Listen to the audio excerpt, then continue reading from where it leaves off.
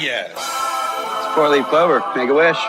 Wish you weren't so awkward, bud. No ego on that side of Hollywood, is there? Because maybe they're just as good and we're wasting time. Why can't you just admit it's over?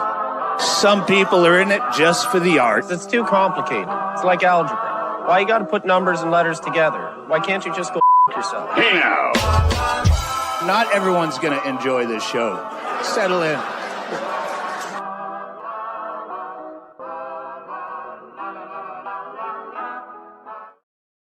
Yeah. We are here. We're doing it. We're having a good time. We're getting things started. You know what I mean? This is Scrub Hop Talk, episode 275, ladies and gentlemen. True. 27 Fizzle. That's what we do up in here. So things have been really good. I'm feeling good, feeling great, feeling good. How are you? I go by the name of Big Trox, and I'm your top right square here this evening. You know, I like to, I've been here 275 times at least. We're not counting the lives, but I've been here for quite some time. And that entire time, you know what people have been calling me? I'm a pro. Thank you so much. JDirty, can you tell the folks a little bit about yourself? Yes, Trox is the upper right square. I am the top left deviant, my friend, because I ain't messing around with the square life. I live my own life, and that's scrub life, baby. My name is JDirty. Welcome to the program. Glad to have you here. If you're a shithead, thank you. If you're new to the program, please hit subscribe. Tell your friends, tell your homies, tell your peeps. Bottom square, who are you? I'm really not. Julie Jerkoff. I'm really not a square. I'm actually more of a rectangle. I'm realizing that tonight for the first time. 275 times. Not the bottom square, bottom rectangle.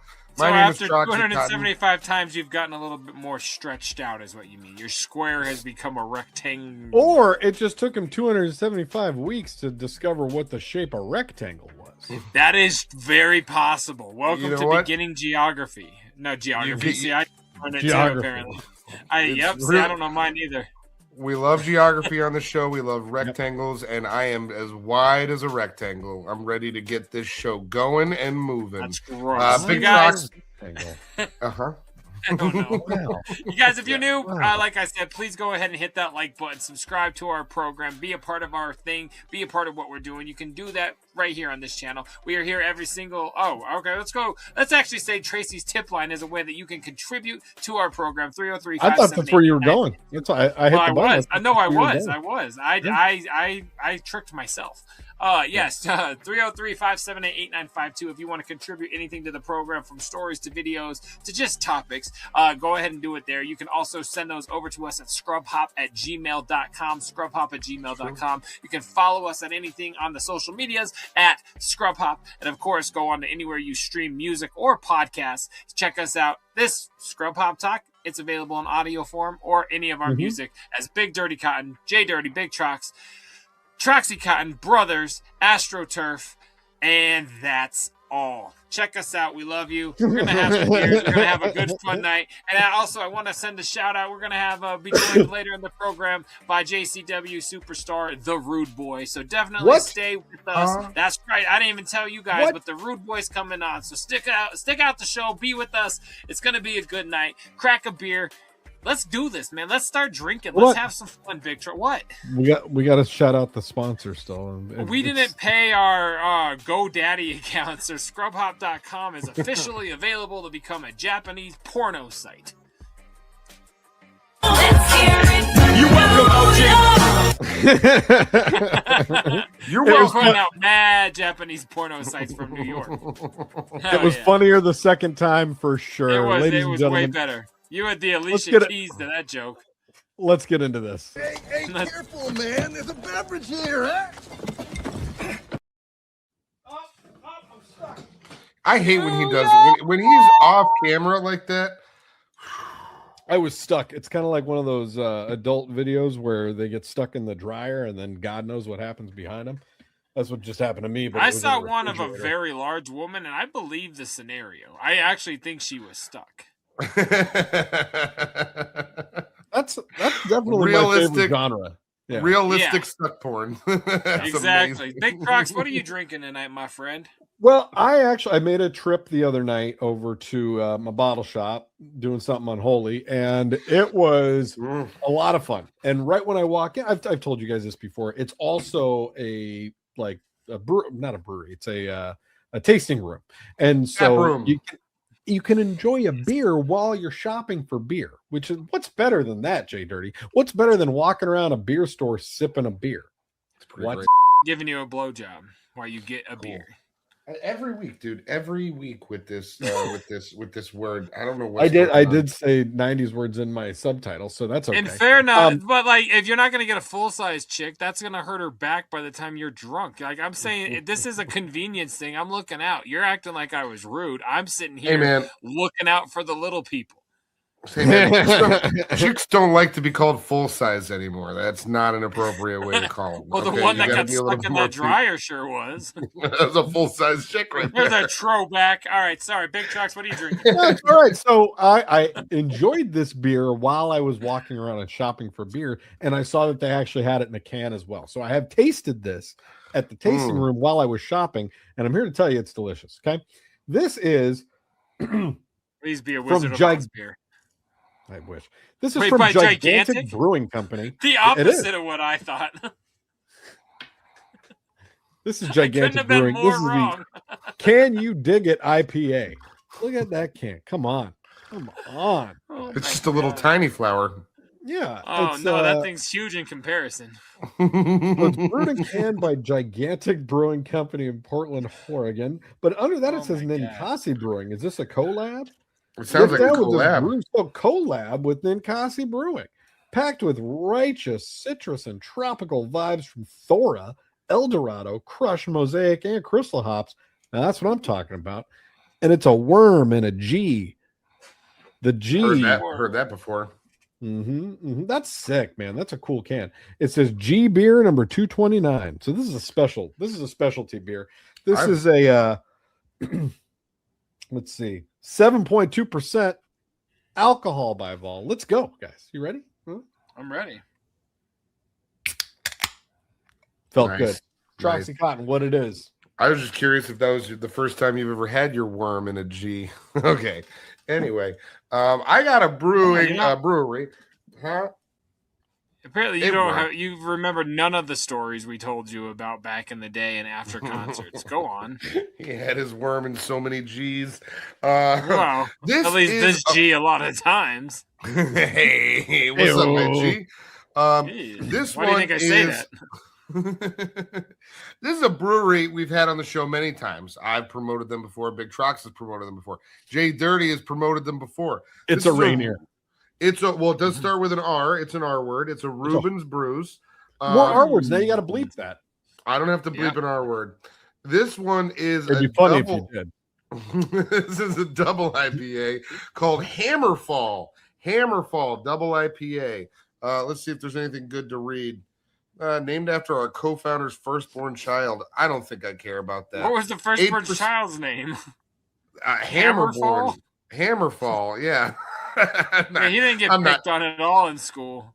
I'm not going to keep on reading that. There's no way that's true. He's walking around. It ain't the size of the hammer; it's the nail you're throwing it at. He's got a small dick. Yeah, no, we got it because he's got a small dick. Some of the listeners were curious. Double IPA, Hammerfall. Let's listen to it. Yeah, right. Not bad. You've gotten good at that, Cotton. It's only taken you 5 years, but you're finally doing it, and you're doing it right. Hey, 5 years is better than some folks. Almost 6. We're coming up on 6 years of this podcast, boys. Go ahead, JDirty. One time I was walking with my wife in a little ski town, and there was like people doing construction on top of the roof. And we're walking by, and like 2 feet in front of us, a fucking hammer falls and lands right in front of us in the sidewalk. I look up, and this guy's like, sorry. I'm like, you fucking asshole, dude. Like, that would have murdered us. So, yes, I've been around a hammer fall, but it did not make me feel drunk and elated. I was more like, fucking, that guy almost killed one of us. That's crazy, dog. That's my hammer story, and it is a true story. All right, my next thing that I've got here, This isn't quite still season of the pumpkin. I'm deviating ever so slightly because this one came in, but it doesn't count for my wall because it is a butternut squash beer. So it's going to taste very pumpkin-y. It's called Maple Mistress. It's butternut squash, maple syrup, and spices. So I'm having a love affair with that beer. Yes, I got 2 from this Sakani. I don't know how you say it. Is that how you say it? Saucony? Sakani. Okay. Saucony. Well, okay, we're all wrong. I got 2 beers from this brewery, and the other, whatever. It's delicious. Saucony.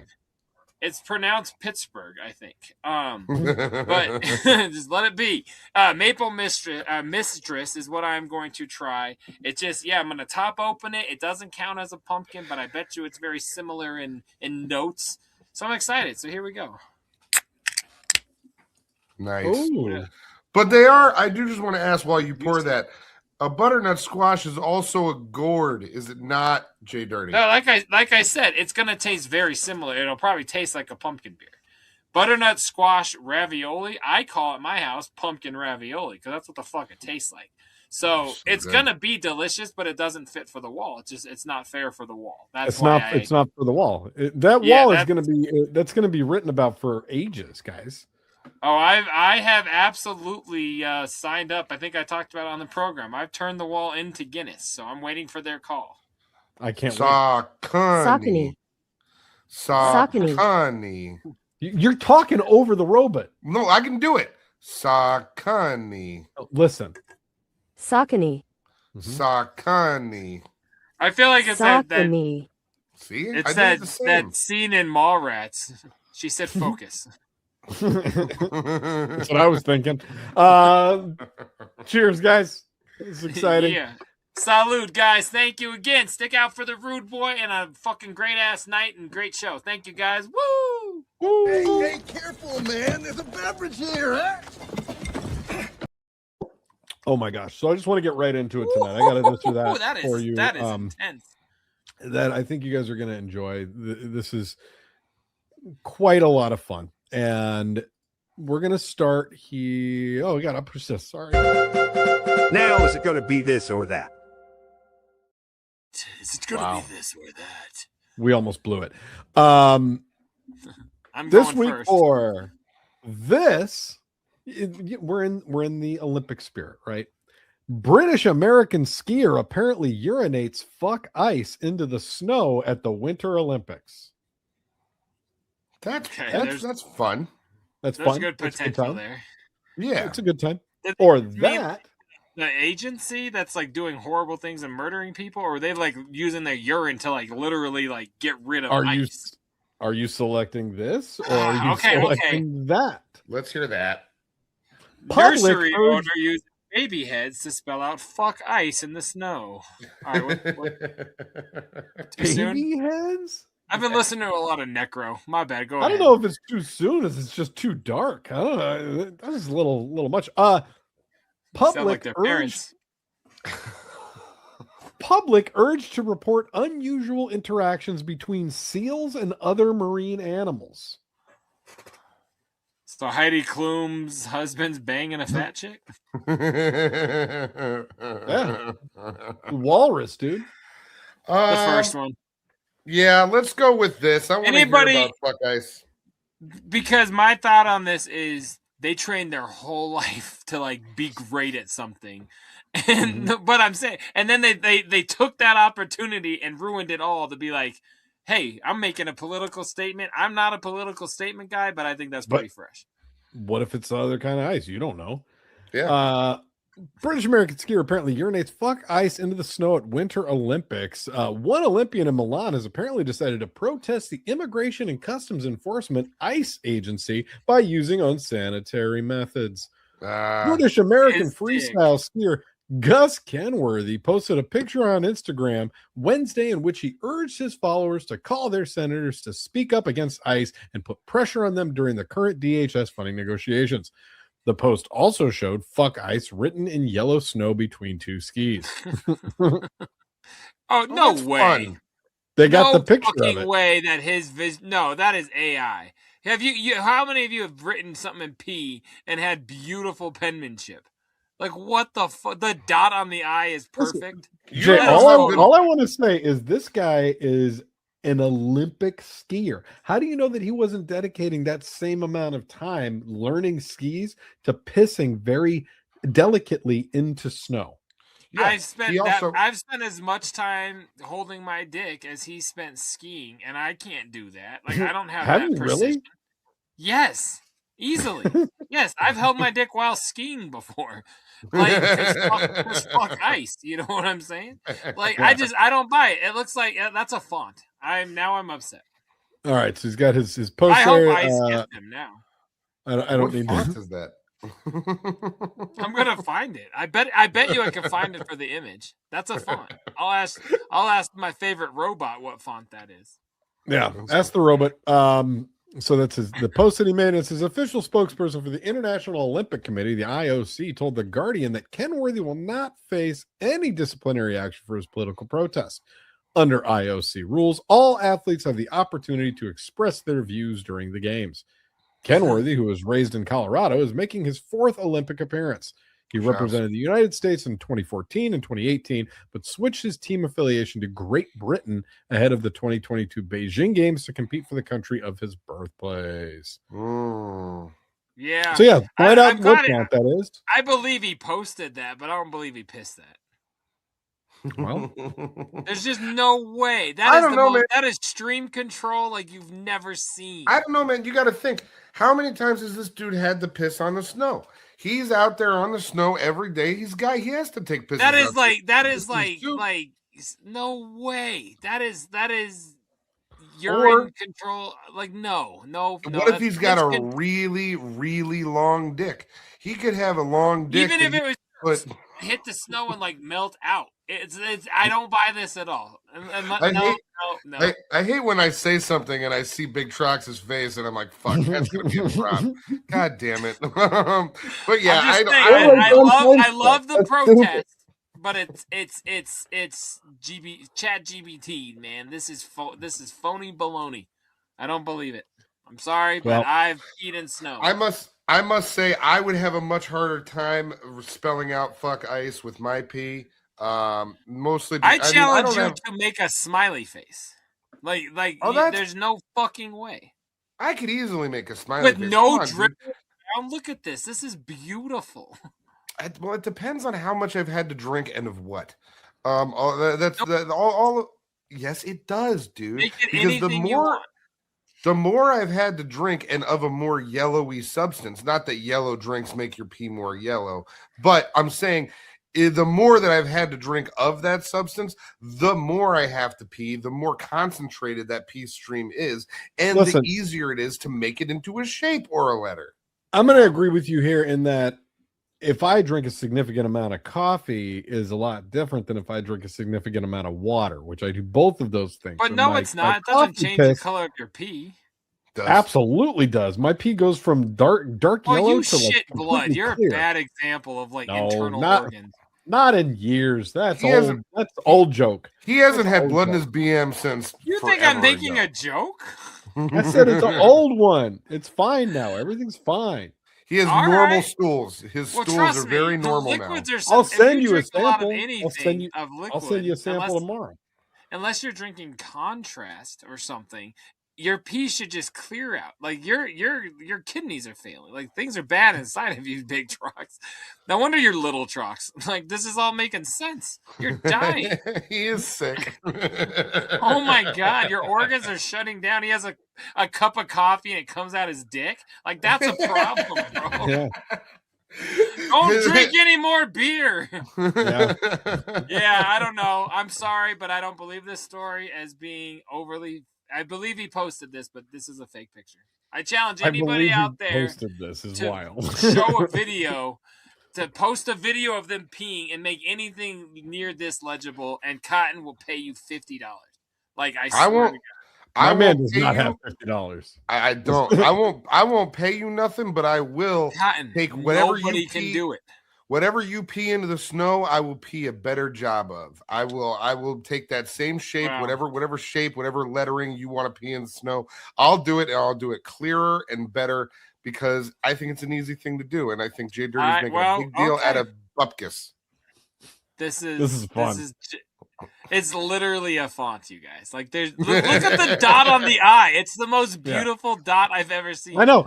I'm just having fun watching the argument. That's what I'm. He's got it, but there are dribbles around it. You can see little dribbles around it. ChatGPT, dog. Come on, it knows how to make it What's look old real, boy's but like name? no one pees Gus like that. Kenworthy. Here's what we're gonna find out right now. We're just gonna ask. All right. His name is Gus. This is amazingly. Look up on Google how big is Gus Kenworthy's dick or how long, because I don't really care about girth. I would like to know. Man. Well, no, I agree. I don't think girth matters. Even if he was like 2 feet off the ground and he's like touching the ice with his dick, it would still melt the snow. It's not happening. This is not real. I can't believe we're having this talk. I'm very upset with you right now. So hold on, look, we're gonna ask ChatGPT real quick what ChatGPT has to say about this.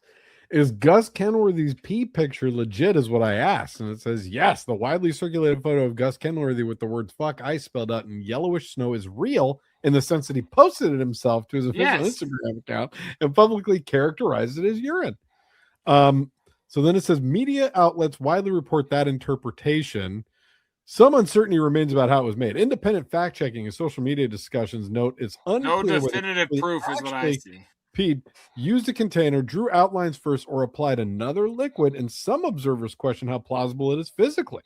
Like you said, Jeff. It's not. E.g. perfect lettering. It says there is no definitive proof from outside sources confirming the exact method, whether it's P or perfect script or used another technique. But it doesn't. Yeah. It doesn't say it's a font. It could maybe he used like a syringe or something. And he got it cold. There's no way Hot P did that. I deal with P. I've been getting paid in P and shit my whole career. I know the element. I know what it does. It's not. That's not real. Can you ask ChatGPT if the length of a limp penis would lend to the writing of letters in snow? Wait, do you pee with a hard penis? Because you're onto something. Because I can't do that. So I mean, what did you say? Does the length of a limp penis lend what? Lend well to penmanship. Well, to penmanship. This has gotten out of control. Like we've already established. The penmanship with urine. Not really. Shouts out ChatGPT for answering. You're the only one that takes this and then wondering how long the dick was. On the length of a flaccid penis doesn't meaningfully improve penmanship. Greater length can make control harder if it increases swing or instability. Flaccid length varies wildly with temperature, stress, and physiology. I've been saying that same thing for years. Oh my god. Precision movements are not what the anatomy evolved for. So, so this ChatGPT is saying it's difficult to write stuff with your dick, no matter the length. JDirty saying he can't piss with a hard dick. Like I've tried my whole life. It's virtual. It's like it's not possible.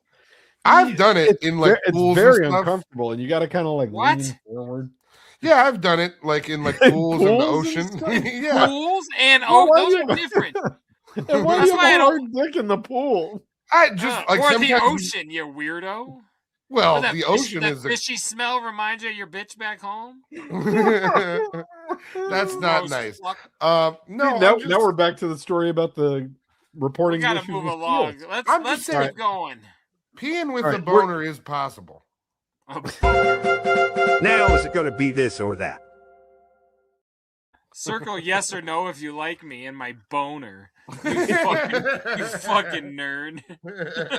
Peeing with a boner is possible. All right, guys. We need to welcome our guest to the show. We're very excited for this guest. This is somebody that Jay and I have been knowing about since we were young children, and we are no longer anywhere near childhood. Fuck you. JDirty, go ahead and tell the folks who's on the program. First of all, I'm 43 and I still look 16, so fuck you in the face if I duck down. You guys, of course, what Big Trox said, the rude boy Rudy Hill of Juggalo lore, as some elite would say. He is a part of everything we have done, everything behind me and the images behind Trox. This man, for many, many years, was right there in the studio. We've heard his voice. We've heard his name. We've seen him wrestle. You guys, we'll talk more when we come back. But yeah, coming up next, our interview with JCW Psychopathic's own The Rude Boy. Stay. The man can jump steady. Rude boy reaches Kathy Lee. Rude boy wasn't looking. We hit a crackhead. Flipping off the windshield, the motherfucker's dead. The rude boy said a bitch that don't suck dick should get a fucking bullet hole in her tit, and then he rode off. Fabulously Rudy Nate Lacy. How about the juggling trio of Nate the Mac, Rude Boy, and Chucky? All of these. Rude boy, come in here. Everywhere, right here. Hell yeah. Welcome, everybody. We got the Rude Boy. Welcome to Scrub Hop Talk. Thank you so much for being here. My pleasure. Thank you guys for thinking of me. What a great intro, man. Wow. Love, man. I had to pick some, but wait, we got more. You ready for this one? I should have done this right off the bat. We got international wrestling superstar, JCW champion, radio host, author, the man who took a fork to the head from Abdullah the Butcher and lived to tell about it, the king of hardcore, Juggalo legend, Rudy Hill, a.k.a. the Rude Boy. That's what we should have done. Welcome to the fucking program, brother. Thank you so much. Thank you. Wow, I did a few things, didn't I? Yeah, you know, over the years, your name has popped up a number of times. I've wore your face on my T-shirt as a much more slender Juggalo back in the day when I could fit those extra large T-shirts. When were you slender? I don't remember. It was a lot of years ago. Go fuck yourself. This is about Rudy, not my weight gain. Nah, dog. Again, you're a legend in our eyes. We've been knowing your name for as long as we've been following and living this lifestyle, and it's a true honor and pleasure to have you here, brother. It's truly an honor to be here, you know. And by the way, before I go any further, DJ Carlito sends his love to you guys. Carlito. Shouts out to Carlito as well. Yeah, you know, he wanted me to make sure he showed love. You know, he has nothing but love for Denver, and we love. I love Denver. I lived there for me and Joe Bruce. We lived there for 2 months recording the Bizarre Bazaar album. And we lived at the Ramada Inn on Colfax. And I loved it. God, I loved it. Because we didn't have to watch TV. All we had to do is look outside the window and watch all the crackheads and everything. It was awesome, man. Yeah, for those who don't know or not from Denver, Colfax, where this hotel is just legendary crackhead hookerville. It's degenerate central, and it's where Juggalo. You could go down there back in the day and see face-painted kids just walking around. There was family everywhere. It was amazing. Degenerate central. I love it. Hell yeah, that's the best way to phrase it. Rudy, I got to tell you, during those times, I was one of those days listening to the hotline. I was out underneath the window while y'all were throwing merch out to us. Like I went to the Ramada Inn during those times, and to see y'all and went to Cottonmouth Kings when y'all came out with them while you were filming or while y'all were recording. Like me and Big Trox here up in the top right, man, we were all about that shit. We were at everything in Denver that y'all were doing back then, dog. You know, thank you for that. And what great memories of Denver and the Ogden Theater and man, you guys had the best record stores there, man. And you know, Shaggy and myself, whenever we'd come to town, we'd blow all of our tour money in Denver at the record stores. Which was right next to it. It was so dope because it was next to the Ogden. It was like, hell yeah. Yes, it was awesome. It really was. And like I said, great memories of Denver and the recording of the Bizarre Bazaar. It was a good time. We just got to hear that. We got to hear that clip, right, to bring you in, you know, from that session, and it's amazing, man. It's so indeed. It was a great time in my life. It really was, and so staying on the positive tip, I got a question for you because you've toured with these guys, and you've gone everywhere, every venue in the country, every venue in a lot of other countries, and you already talked about the Ogden Theater. what would you rank as like your top 3 favorite venues that you've ever had the opportunity to be behind the scenes at? Right, wrestle or tour, right? Yeah, wrestle or touring musically. Oh my goodness. Well, you know, and I'm not just saying this, and this is in no particular order either, by the way. The Ogden most certainly is on that list. Most certainly. I mean, like I said, the memories that I have of that place is just amazing. And there used to be this crooked doctor who would get you any kind of pharmaceuticals you wanted. That sounds like Denver. And he would always be backstage and shit, man. I was like, this is crazy. Anyways, though, and the staff was always so fucking cool to us there. They were always cool to us. And I appreciate them. One of the other places that I'm most certainly proud that I got to rock the stage is right here in our hometown of Detroit. At the legendary Fillmore Theater, which was also known as the State Theater, and it holds, like almost 3,000 people. And for many, you and I have been there, Trox. Yep. For many years, we'd do Hollow Wicked there and sell that bitch out clean. We were there in 2002. That's Me where, and my boy that's drove, where we saw across you guys. yeah. I love it, man. That is so cool. That is so cool. And then, excuse me. You're good, brother. My final spot that I most certainly love, and it's a legendary theater, and it's in Cleveland, and it's called the Agora Theater. It's where the actual one of the DJs back in the 50s or some shit cloned rock and roll in this building. And then the theater, it's all legendary and it's dope, and it's supposed to be crazy haunted, and it's always a good time there. It's always a good time, awesome. you know. That's cool. And I've been in some really great places. I really have. And I've been blessed. I've been in some real shitholes too, by the way. Of course you have, brother.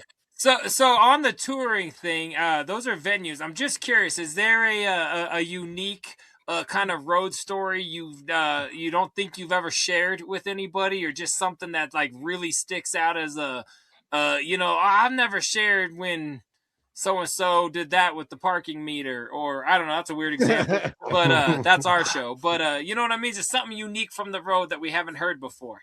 Now check this out. We call this the 2-day tour, right? Okay. It's Violent J's first solo tour. Okay. We start off in Albuquerque, New Mexico on New Year's Eve. I forget what year it was. I think it was 18. Yeah, it might have been 18. Maybe, 18, 2018. Anyways, it was Violent J and Esham on our bus, and that was who was out there, and they had some support. The 2-day tour, because that got canceled right away, dude. Right? That Esham, because I was supposed to open Denver, and it got fucking canceled. I know exactly what you're talking about. Dirty, listen to this, man. So I got canceled across the top. So yes, so we do Albuquerque. It's packed out. We're excited, man. Oh, this is gonna be a great tour. Blah blah blah blah boom. Okay, so then we have a little bit of bus trouble. The bus driver says, "Don't worry about it. I got it fixed. We're good." So we go on to the next city, and we play Tucson, Arizona. Checks out. Tucson, Arizona, man. Boom. We do Tucson. We rock it. It's great. All of a sudden, Violent J gets a phone call. And I still don't know what was on the other end of that phone call. But I know that he got on the bus and he said, "Man, I gotta go home. I gotta leave. I gotta go home." So it was like an emergency style. So he flew home. And he said, we'll just have the bus drive you guys back, you know. And he gave Isham the option, hey, you want to fly back, you know, no worries. And Isham was like, nah, just, you know, it's just a few days back, no big deal, you know.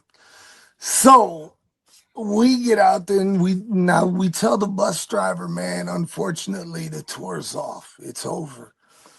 So mysteriously, the bus starts breaking down. And then it starts breaking down every other day. Let me tell you guys something. This is no exaggeration. You may ask Mr. Isham Smith yourself if you ever get the opportunity to speak to him. I would love for that hookup. Let's make that bridge because I love him on the show. Oh, we'll make that happen. That's no problem. All day. I love you for that. But go ahead. I'm interested. This is good. But we sat out on that bus. Are you listening to me, fellas? For 9 fucking days. Oh my God. To get from Tucson to Detroit? Yes. Were you walking? Bro, that's like one night. One night. 8-hour drive, I think, if you do it straight. Dude, one night we broke down in the middle of the fucking desert. And there was no fucking service to get Uber or shit. God, it was frightening out there. However, we did have the company credit card. And we did stock said bus up with a ton of alcohol. Absolutely. So for the 9 days we were out there, we drank our way all the way back to Detroit. And you got to do something. We were going talk about going insane. We were most certainly going insane. Oh man, and all because Jay's soon-to-be girlfriend is turning 16, and he had to leave the tour. That's so sad. You said Isham, and I'm an Isham mark, dog. I love that guy. Like these guys will tell you, I'm on my RLP tip. Let me tell you something, Dirty. Go ahead, yeah. One of the most, I did a lot of things in my life, like you just, described that whole list. Yeah. And one of the most rewarding things that I ever was summoned to do by Mr. Alex Abyss, the great Alex Abyss, by the way. Shouts out, man. Hell yeah. A lot of this stems from that guy. Indeed, I learned everything from him. He put the fucking blueprint together for everyone. Yep. Shouts. Absolutely. And whether we like it or we don't, he felt the need he had to move on. So, go do you, man. God bless you. I feel like I could stem off so many questions here, but keep going. I'm ready. I'm excited. But so anyway, so one of my most out of all of the years of being with Psychopathic, my most rewarding time was when I got to work with Isham side by side doing the Repentance album Error. It was great. We went on tour together.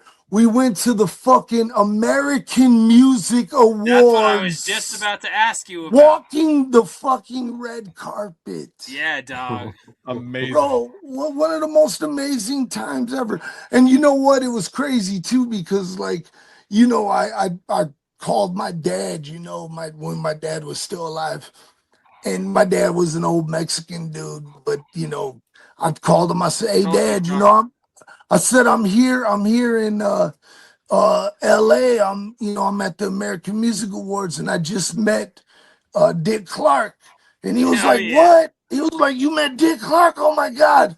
That's so long story short, that fool went to work the next day and was like, hey, yeah, my son, man, he knows Dick Clark and shit. I had a 20-second conversation with Dick Clark and Hey, you know what, though, dog? Your dad was so geeked for you and like that. My dad don't even call me, so that's fucking awesome. I got mad love for that, dog. Yes. I wasn't even going to ask this because I didn't realize. You say you when you say you helped Esham through the repentance era, like what do you like what exactly do you mean? Because that's one of my favorite. I did all of his management duties. I was his manager. I was out there tour managing for him. I was his day-to-day guy making phone calls for him. I was the guy making sure that the street teams were out there doing what the fuck they were supposed to be doing. Man. Hands on. And like I said, you know, me and Esham, we will always have this brothership because I got to see him in ways that no one will ever see him. And you know, by the way, you know, like Esham is one of the most positive people I know besides myself these days. And he wasn't always that way. Yeah, no, yes. His everything has changed, but he's still great. He wasn't always this way. No. And let me tell you something. It's so great to be around him and to see him with so much joy, because I also seen the opposite side. And a lot of people couldn't you couldn't handle the fact, you know, when Esham would get upset, you know, and rightfully so, man. You know, I mean, let's be real about it. I mean, one of the biggest hip hop artist of all time, Eminem, that was Esham. All of his shit, you know, dead bodies in the trunk and all that mom killing and all. Absolutely. That was him. And at the beginning, he said straight up that like he modeled himself after Esham. So right, and you know, and it's got to be hard when you see something like that as just as a human being with watching someone take your shit and blowing up from it. You mean? Exactly. Exactly. You know, and without saying, hey, you know what, man? How about you come tour with me, man? Yeah. You know, how about imagine? You know, amazingly. It would have been amazing. Everything. It would have just changed it all. It really would have. You know, if we could rewrite history, I mean, you know, but like I said, Esham again is I'm happy for where he's at right now. And when you see Esham these days, it's probably some of the best stuff he's ever done, because he's out there with a live band and he's really youthful. You know, he lost a lot of weight and he's on this health kick. Yeah, man. I mean, it's great to see him doing what he's doing, because you know, we're not spring chickens anymore. Right. And he does it like he's still a young man, and I love it, and kudos to him. Shouts out Esham. I don't fuck with rock Esham very hard. I tried, but the Golden Age was dope. I fell back in love. I was so happy when I listened to that record. The newest Esham record, check it out. It's fucking awesome. It's very good. Very so good. I'm gonna just go right to what I first came to you with this interview for, because and you just talked about being a manager for Esham, which was a great tie-in. I'm a UMZ mark. Now I am all over. I love Breed. I love him. I love Breed since I heard him on Pac records, and then all of a sudden the clowns who I'm like die hard into are fucking with this guy. And I'm like, you got to be shitting me. And then I like hear Rude Boy kind of ran that whole thing. I would love to hear any and every, or even a couple details about that project, like how it happened, how it came to be, your involvement. I love it, and I'm dying to hear anything. What happened was we at Psychopathic Records, we signed a distribution deal with Sony Red. And Sony Red, they wanted, of course, they wanted the wicked shit, but they also wanted, they were looking for rock music, and they were also looking for more R&B-ish, more street hip hop, that type of thing on that type of level. And let me tell you something. There's not a lot that I know, but I do know music, and I've known music all my life. And at the time, Alex Abyss was so busy dealing with ICP and everything going on with them that he most certainly couldn't take on this new venture that the whole company decided we're going to do. We're going to try to do a rock division, and we're going to try to do an urban hip hop division. Yeah. And so with that being said, we Steve Furay, great guy, one of the greatest human beings walking the face of the earth. He was in charge of the rock division of this new venture, Smash, right? Yes. Yeah. So was he a part of Psychopathic already, or was he a part of? Oh yes, yes. Oh, okay, I was very curious who ran that. He was always behind the scenes. He was he was on staff publicist, and he did a lot of stuff. And right now he's a hip hop journalist. He's all over the world and stuff. And yes, good guy. That's so dope. They're very positive dude. And then Alex Abyss and Joe Bruce, they came to me and they came into my office. I'll never forget it. And they said, Rudy, we believe that you would be best for this job. Music, your ears are on the streets. And then most certainly, back then they were, I knew everything that was coming out before it was coming out. Anyways, and they said we're gonna call it Urban Music Zone. And I didn't really care for the name.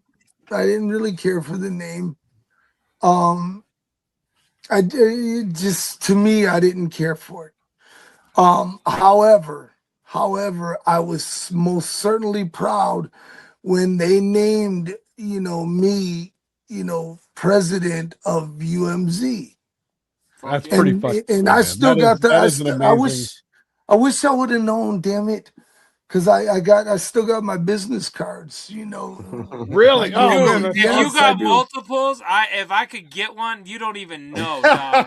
I'll be glad to send you one. No I was about to show a couple of pieces of that logo that I'm into. Like, dude, that would be gangster. I would I'm half hard right now just knowing they exist. Like, that's so dope, man. But go ahead. Sorry. And so most certainly I took on the project. Now here's the thing. Back then, keeping it real, 2002, 2003 era. 2003, maybe 4-ish. Okay, right in that zone. So we're talking 22 years ago. Yes, many moons ago. For those who don't know what we're talking about. back then, the problem is, and I'm just keeping it real, this is as real as you'll get it. The problem is that, the man is a genius. Listen to what I'm saying. The man is a genius. However, the man is such a genius that he created a subculture that brought us together today. Absolutely. And of course, I'm talking about Joe Bruce. Now, that genius of a man also had to have his hands in everything. Right. And sometimes that was the detriment to projects. And it wasn't best for, of course, the Juggalo world, and the underground hip hop, there's nobody who knows it better than Joe Bruce. But at the time, maybe the hip hop world was not, I don't remember. I remember as a Juggalo knowing it was happening was like Oh, well, I was a hip-hop fan before I was a Juggalo, so to me, Breed was a name I knew, but it was not well accepted. It was not like, oh, just because they're co-signing it, even in this weird way, it wasn't widely accepted from what I remember. Brother Dirty, if I may be honest, most certainly that's a fair statement, because when we sat down, I'll never forget it. We sat down and Joe Bruce said, I got this idea for UMZ. And me, I'm thinking, oh shit, man, here we go, man. Let's go. And he told me, he said, I think we're gonna give Breed a shot, a revival. And much like most of the Juggalos, I wasn't happy to hear that at all. It was weird. I'm like, there's a reason why there are no 47-year-old hip hop artists on the charts at the time. Right. Yeah. If I'm being honest. No, it's exactly what it is. Yeah. He was past his prime. And even though 10 or 12 years.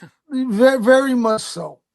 And I love the man. I loved him because as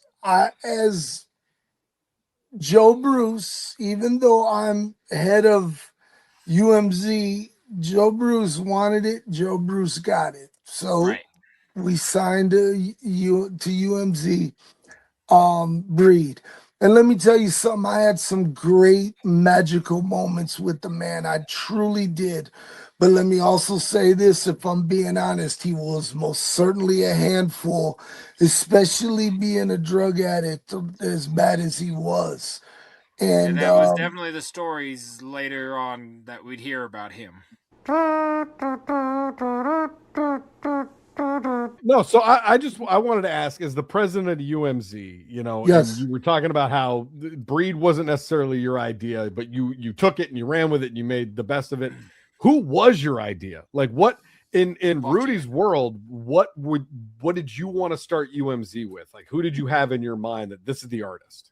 Who I really, really, really wanted to start out with was, well, first off, I wanted to start off with Esham.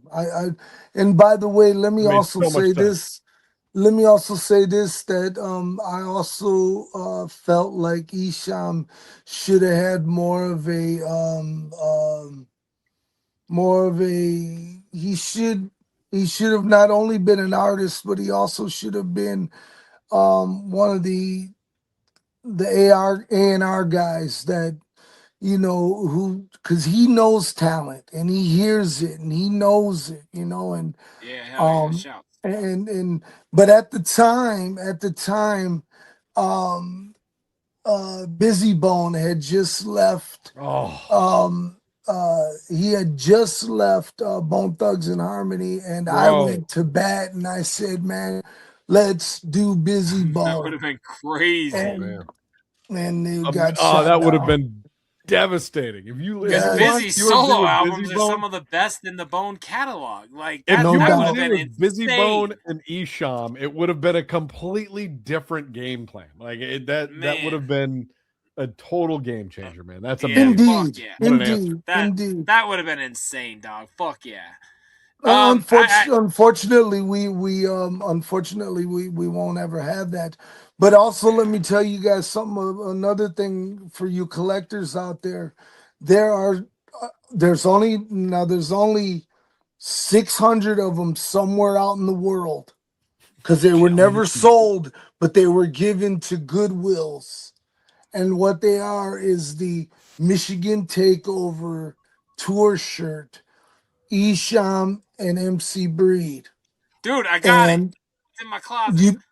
Do you? I have one in my closet right now. It's purple and yellow. I got it upstairs right now. So, man, Yeah, dog. so. I'm telling you, I fuck with this shit. No, yeah, that right there, bro. That is one of them sought after fucking shirts. Good for you, man. It doesn't fit me because I'm fat, but I have it. It's like an extra large, but I have it. Hell yeah, That's amazing. dog. That's so dope. That makes me. Now I got only 8 shirts I gotta find. Hey, Dirty. Hey, Dirty. Hey, Dirty. Can I ask you a question? 4 inches. What's going on with your music, man? You know what? These are the guys I make music with now, dog. So it's been a little while, but we are not done by any means. And can I say that you're awesome for fucking caring? Thank you for asking me a question because that's super fresh, man. Thank you. I do care, man. I do care. You know, I had mentioned, you know, when you hit me up, I was like, I know this guy.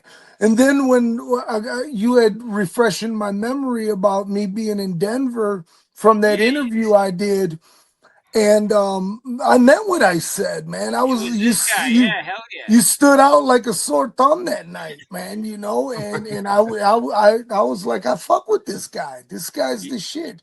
And I'm glad to hear that you're still doing your music, man. And fuck yeah, man. We're make trying sure to you stay shoot it to me, man. Yeah, no, I will, man. I appreciate you, dude. That's the shit. Like when we met you that night. So when I first met you when I was like 16, you were an asshole.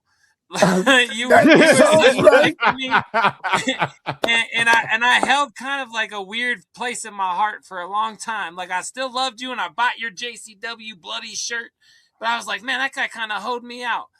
And then I met you at that party, and you were like a 180 different person. You were so cool and so full of love, and it was just so cool, man. Like, so yeah, that night was fucking fresh for me too. So I appreciate it. And when you shouted Jay out, when you shouted my boy out on that interview, we all passed that around among our crew. And I was like, dude, you're not gonna believe this. Like, Rude Boy just shouted out JDirty on an interview, and that was mad appreciation, man. And That's you know, so when I mentioned to Carlito that I was gonna be on your guys' podcast, he was like, JDirty, man, that's my man from Denver. I said, yeah, man. Yeah, man. Yeah. Been doing it, man.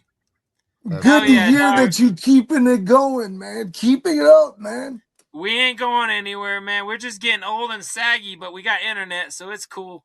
Hey, guess what? As long as you still got that drive, keep it alive, bro. Fuck yeah, I appreciate you, man.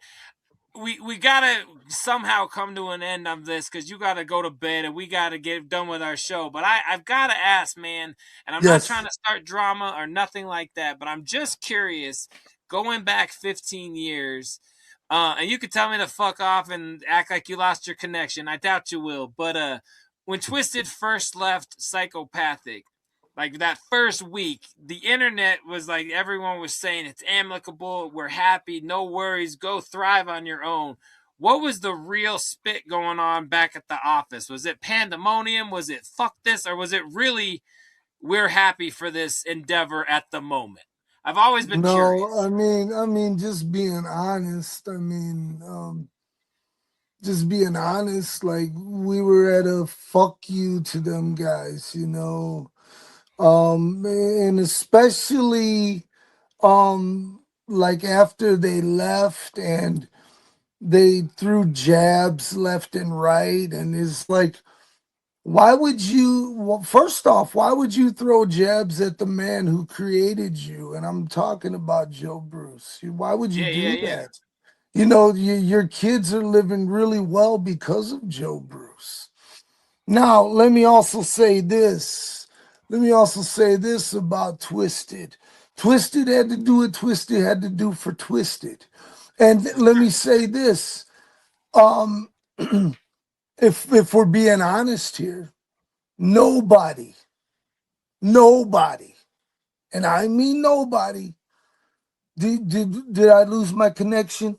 No, we're with you, bro. Okay, let me stress, nobody. We're on the edge of our seats. Nobody, let me tell you, nobody can. Man, we can't rewrite history when it comes to, you know, because for years and years and years, ICP and especially Joe Bruce was pushing Twisted down Juggalo's throats. They weren't feeling them at first. Right. I remember.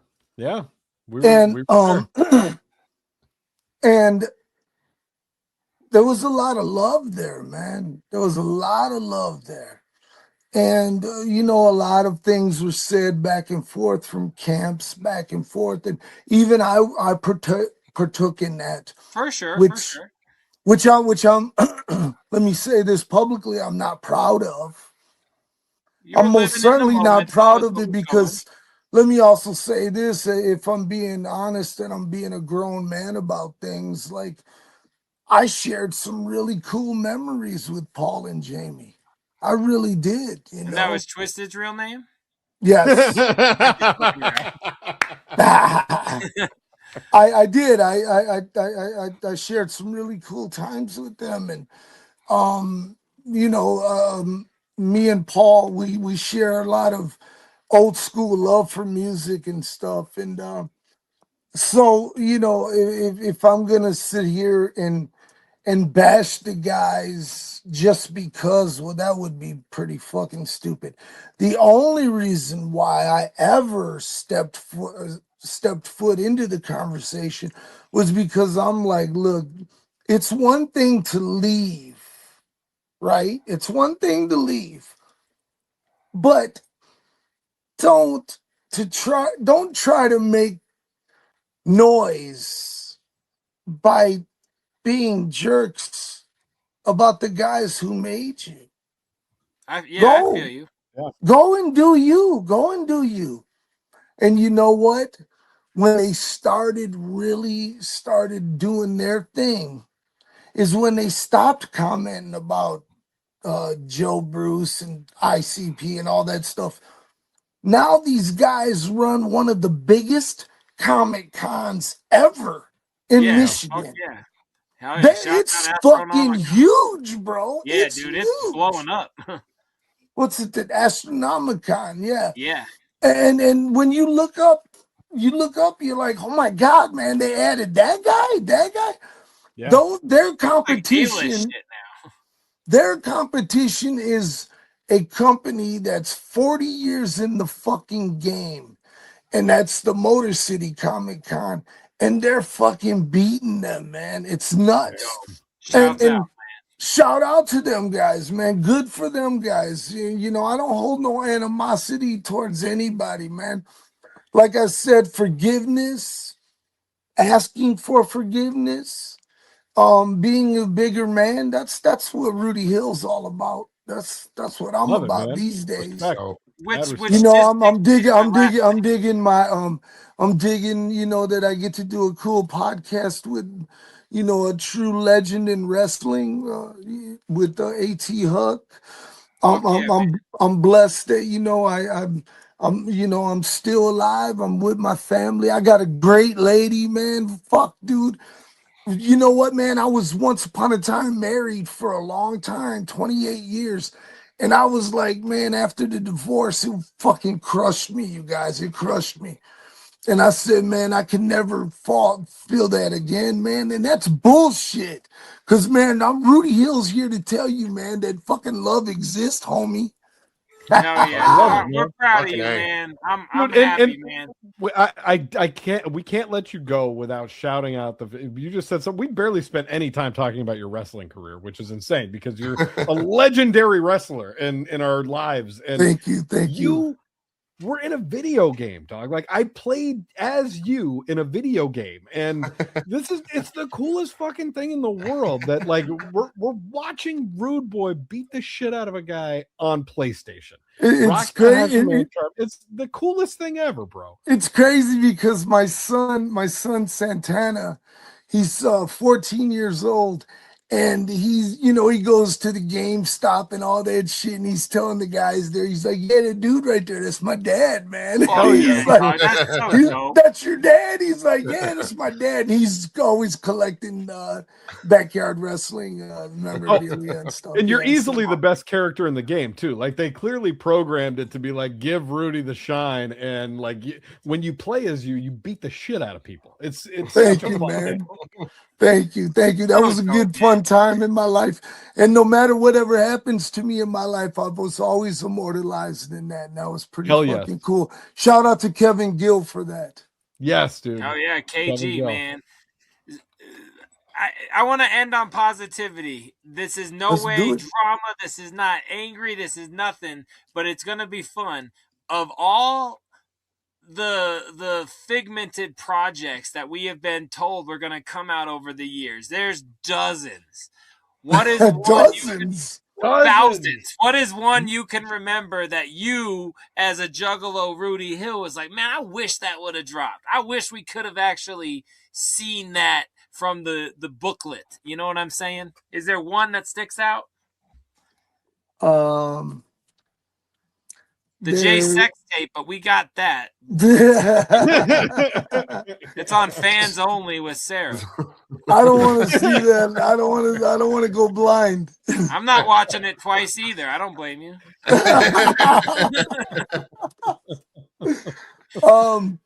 You know what? Well, I think that I hate didn't come out. And I know it's been worked on, and for some reason it's been shelved. It was the ICP documentary, Inner City Posse, about John Kick-Ass. I was very curious about that. That really is, to me, is heartbreaking. You know, I did the interviews for it and stuff, so you know, I know it exists, but I just don't know what the snag is or what happened. But you know, John Usler was his name, rest in peace. And he was the guy who really introduced Joe Bruce and his little brother, Joey Usler, to hip hop. Cause he was a hip hop aficionado. He was one of the baddest DJs I ever seen in my life, man. And he was fucking 15 years old, man. We were just kids. And you know, his story needs to be told, man. And I hope that comes out, man. Me too. I really do, because man, what a great guy he really was. There's been a lot of juggalos talking mad shit about that because of the price of that ticket and the allure of the event, and then nothing came of it. And everyone's like, "What the fuck happened?" So I'm glad you brought that up. Yeah, you know, I mean, I know that's one of the things that juggalos want, and I know juggalos, you know, they always want another movie to come out and stuff, and those things are hard to do, and you know, the budgets are so expensive.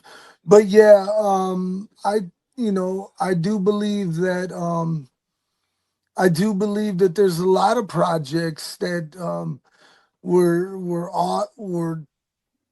were told before there was it's obvious. I think Joe Bruce was notorious for like having a conversation and then gathering notes. It's coming out. It's like, whoa, don't say all that. None of that's gonna happen. The Bloody Brothers is the first one that comes to mind for me. That like I remember hearing about that when I was a freshman in high school, and I was like, that never. Yeah, happened. One track came out 6 years ago. Finally.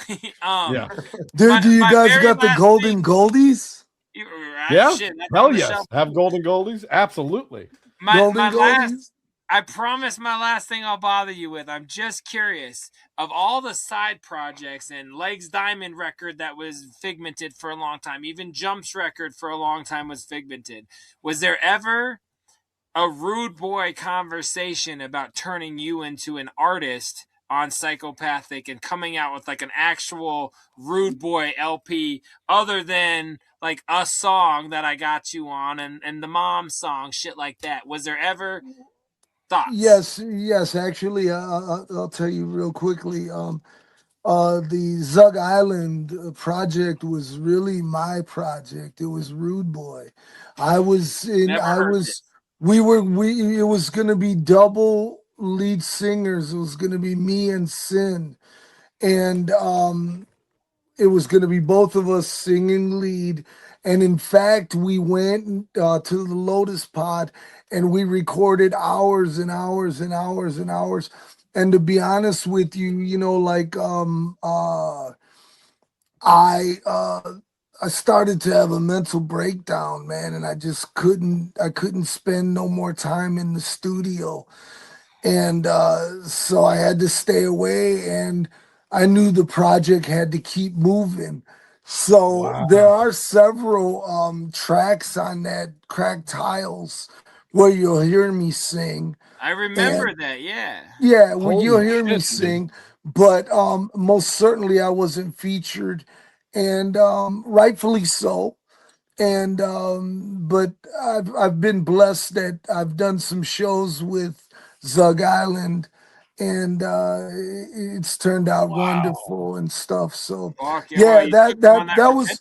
But let me also say this: that coming this summer, 2026, man, the first fucking ever Rude Boy EP is coming out. What? Whoa. You heard it right here first. Fuck yeah, dog. Congratulations. Right. Carlito is gonna produce it.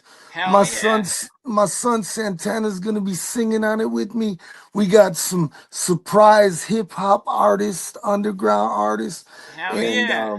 It's gonna be some cool stuff, man, and yeah, that's coming. And this ain't gonna be one of those things that I'm just putting out there just to throw into the air. It's really happening. Well, if you need any fat bald guys from Denver on a song, you just holler at your boy, because I got. Hey, you never know, man. Shoot me that track. I need that track. That makes me happy. Big Dirty Cotton coming at you, baby. Big Dirty Cotton and Rude Boy 2026.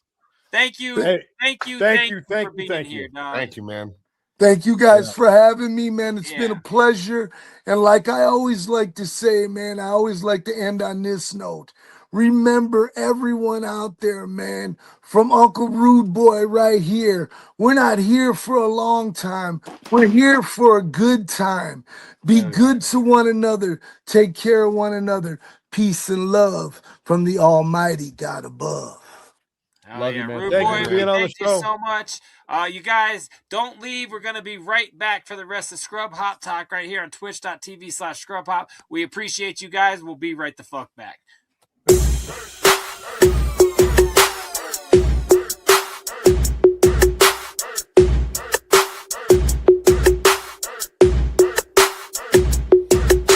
I'm fresh like a cold beer in a fresh frozen glass, and I'm fresh like a freshman on the first day of class. I'm fresh like the day that you got your first car, and what's fresh about it is you didn't even go very far. I'm fresh like the Rockies with a World Series win, and I'm fresh like you just got that new tattoo in your skin. I'm fresher than that new bag of ice from my drink, and I'm fresh like the day I installed my new kitchen sink. And I'm fresh like the fresh fruit you get at Whole Foods, but I shop at Walmart cause I'm fresh. Why you being rude? I'm fresh like being married, and I say it proud, so ask me. Single life don't sound fresh, way too taxing. And it's fresh that I know beer is way better than water, and it's fresh like the day that I got to meet my daughter. Refreshing like a hot day with a popsicle, and it's fresh like the day you got to overcome an obstacle. And we'll remain eternally. There ain't no stopping when you're fresh as can be. Just fresher. So come and follow me. It's fresh, oh yes, so fresh. Don't test, it's fresher. Choose to be or not to be. It's always happen when you're rolling with me. So fresher that anyone can see. It's fresh, oh yes, so fresh. Don't test, it's fresh like the first time you got a girl to give you head, and fresh like the first time you got to take a girl to bed. Fresh like the first pair in a new bag of socks. Man, I'm fresh like JDirty. And man, I'm fresh like Big Trox. I'm fresh like my deodorant, it's called Fresh Scent. Fresh like Track 9 when Violent J made Esham repent. I'm fresh like the first time you ever took a shower after having fresh sex for like 2.5 hours. And I'm fresh like the first time you ever got stoned. And I'm fresh like the first time you saw Home Alone. I'm fresh like every rapper saying he don't give a fuck. And I'm fresh like every time I rewatch Howard the Duck. And it's fresh to be grown because I'm finally out of school. It's still fresh if you are, so get your learning on, cause that's cool. I'm fresh like Mr. Clean, cleaning up the mess made. Fresh like being first to the party with a fresh cake. And it's fresh that most stoners never tend to be fighters. And it's fresh that most stoners always tend to have a lighter. It's fresh like the first time you heard a JDirty track. Fresh like 2012 when Coachella brought Pac back. It's fresher and will remain eternally. There ain't no stopping when you're fresh as can be. Just fresher. So come and follow me. It's fresh, oh yes, so fresh. Don't test, it's fresher. Choose to be or not to be. It's always happening when you're rolling with me. So fresher that anyone can see. It's fresh, oh yes, so fresh. Don't test. So you see, being fresh, that's the thing I gotta do. And it's a rite of passage like the rich kids up at the private school. When it comes to being fresh, it's me that throws the get together. If they have my size, I wear the shoes made of Egyptian leather. But they don't, so I'm cold chilling in my sandals, writing music in the basement, just me and Yankee Candle. It's crazy fucking fresh that you're bumping my CD. And even more, you came out to a show just to see me. If you saw did not enjoy you, I would truly like to know, because I've yet to meet a person that saw and didn't like my show, since none of that will happen. I'm infinitely rapping. All you haters get to slapping while the fans of the crowd clapping. However, just like you, I go to a place where I get paid. I gotta show up every day because the records don't get played. And if you have a job, be courteous and not a jerk. Employees must wash hands before returning to work. It's fresher and will remain eternally. There ain't no stopping when you're fresh as can be. Just fresher. So come and follow me. It's fresh, oh yes, so fresh. Don't test, it's fresher. Choose to be or not to be. It's always happening when you're rolling with me. So fresher that anyone can see. It's fresh, oh yes, so fresh. Don't test, it's fresher. So fresh. It's so fresh.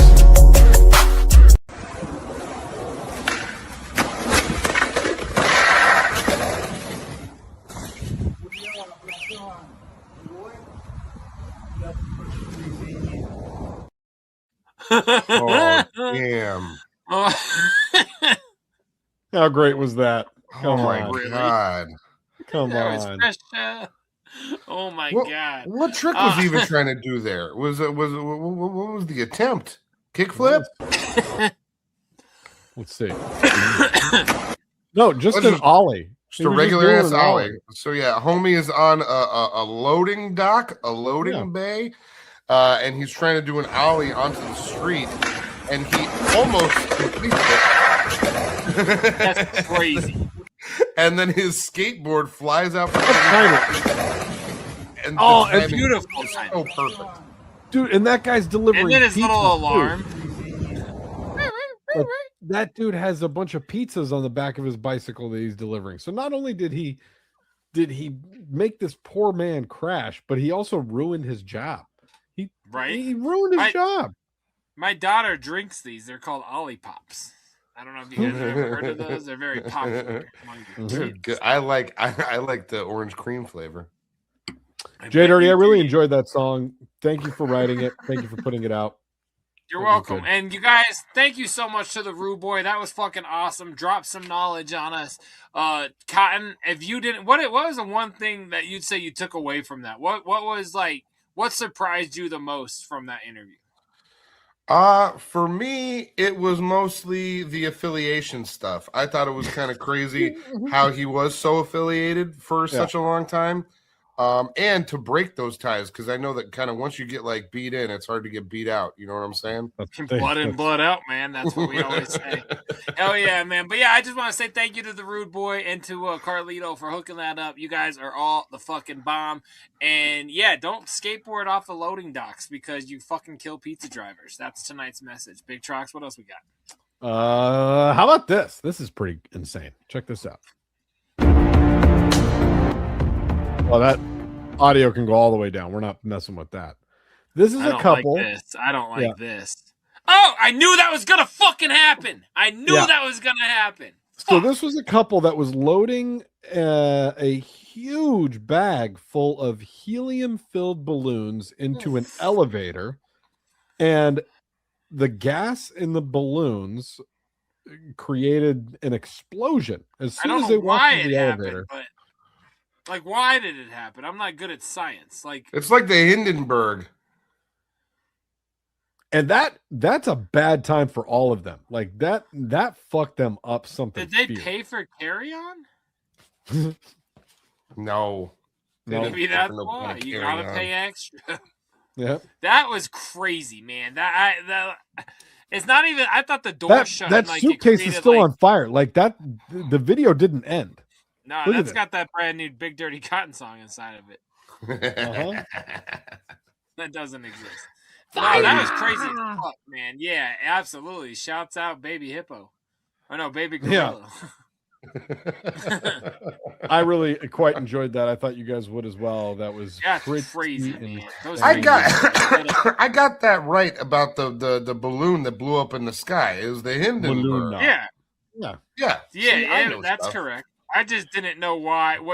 I didn't know what happened to the Hindenburg either. Was what made it blow up. So I didn't understand your joke. Too much helium. Too much helium. They said they needed a little bit less helium in the thing. They put too much helium in there. Too much helium, they said. and then the thing. All of those had all the same amount of helium in them. The whole walk from the store to the hotel elevator. Like, what made that happen right there? You know what I mean? That was crazy. As I know. Fuck. I think that this was an illegal blow up job. I think that they had a tank in their house. What, like an underage in an alley or something?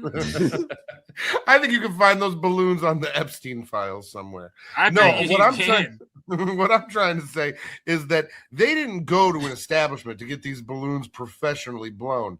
They blew those balloons at their house by themselves, which is why they weren't to regulation size, which is why they had so many of them in a single bag. Look at that fucking ball of fire. Is wild. Wow. That none of them had a good time. That's a bad time. No one's got any eyebrows. Let's take a hard right into something that I think Cotton especially, he loves this kind of shit. Check this out. Oh, I've seen that. Oh. Why is the house spinning? Yeah.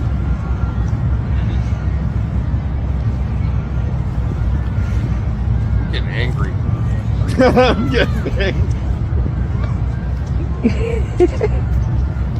Isn't that nuts, dog? Yo. That was some art project shit. How crazy is that, dog? This just goes to show perspective is everything. You know what I'm saying? It really is, you know? You might not even be looking at a house. You could be looking at a fucking rain shed.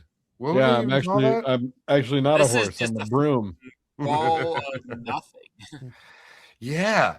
Man, that is some crazy stuff. That is the kind of stuff I like, but this one messed with my head too much to really like it. Yeah.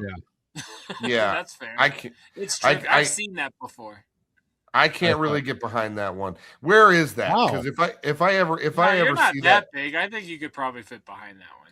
If I ever see that thing in person, I might get real upset at it. I'm burning that optical illusion down. I'm burning that house thing to the ground. I might let my hammer fall on that, if you know what I'm saying. Ooh, hammer fall.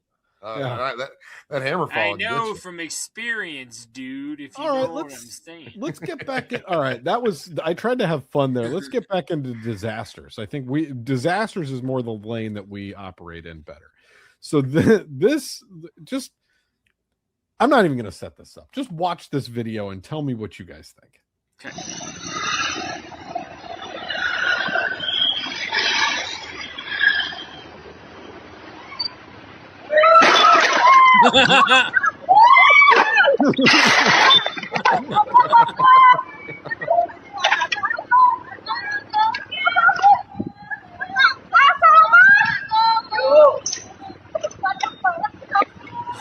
I thought he was going to steal the pink bike.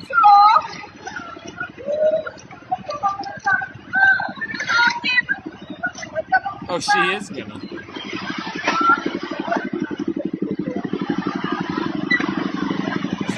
He is going to steal the pink bike. And now everyone's like, all right, you're fine. That woman is still laying in the middle of the road, like, and everybody just driving around her.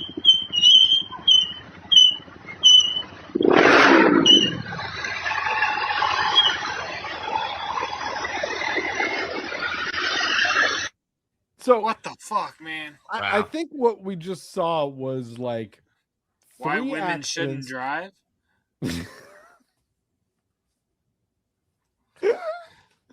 Was that not the moral of the story? And we don't know who was all who in that. It could have been flooded with people, and they just all drove around the accident. And they I'm pretty sure several of those bikes got stolen, and they dragged the people off of the road, and then commerce went about. I mean, the traffic in San Francisco is just getting ridiculous nowadays. You know what I'm saying? Like they couldn't even wait for them to pick up out of the street. San Francisco with merchandise. Maybe, but like a lot of export coming out of here. Yes, you know what I'm saying? People are pissed off about tariffs just like we are. Exactly. Same. I've been so mad about tariffs. Do you guys even want to get into tariffs?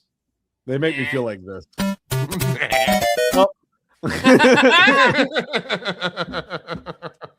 I had to mute the music. You buried the lead a little bit. It made me feel like that too. This was sent in to Tracy's tip line at 303-578-8952. This was actually sent in by Crown Royce. Crown Royce coming through with the video submission. Boom, boom, boom, boom, boom, boom, boom. Let's check this out one more time, all right? The audio started again. What's up with this muting it? That dude fell into that barrel, but there's no way he's getting out of there. Look at he needs someone to come roll the barrel over. He is stuck in the worst way. And it looked like he was drinking it looked like he was maybe drinking a milk carton, and that spilled all over him. I would say that he was drinking it, but yeah, now it looks like a bukkake film. Yeah, might be. Sorry, that was the last video. Whoop. I love the Mario noise. I know we can't keep playing it, but it was a fucking genius effect. It really worked perfectly for that video. That's fantastic. Let me see. Hilarious. I got a couple more here. I want to take you. Let's see if you like this one. Okay, check this out. Come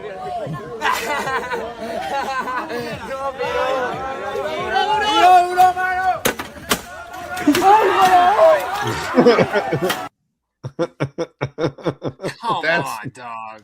What's bothersome about that is I could definitely see myself riding something like that. If someone was like, no, so this is how you do it. You ride it, and then you slam on that front brake, and then you fucking do a little spinny deal over. It's going to be great. You're going to make it all the way down the mountain, and I would definitely be convinced to do some shit. I have a feeling if you tried that, you would end more poorly than he just did.